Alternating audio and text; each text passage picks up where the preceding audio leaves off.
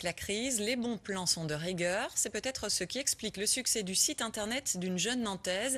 Il met en lien vendeurs et acheteurs de vêtements d'occasion. À peine créé, il a déjà plusieurs centaines d'adhérents. Olivier Quentin avec Pascal Cosset. Salut. Ça va Anne-Sophie, Annabelle. Il y a quelques instants, ces deux étudiantes ne se connaissaient pas. Anne-Sophie a flashé sur un duffel coat qu'elle a vu sur le site Social Dressing. Rendez-vous a été pris chez Annabelle et la vente va se faire. Ouais, je trouve qu'au niveau épaule, ça va. Ouais, non, mais franchement, Puis la petite fourrure est sympa. Ouais.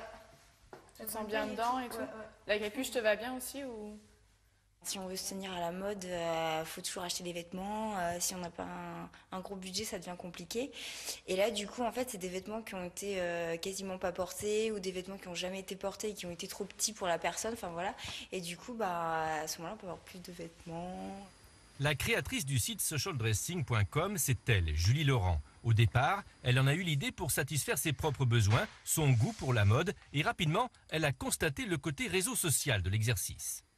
Le but, c'est donc de trouver des vêtements de qualité, mais à des prix bas, et donc de mélanger donc les gens qui vont être peut-être dans des classes sociales plus élevées, qui vont avoir beaucoup de vêtements, qui ne vont pas les mettre et donc qui vont les revendre à des petits prix, et des gens qui vont être à la recherche de vêtements, qui vont avoir un plus petit budget, et donc de créer aussi des relations entre ces gens-là.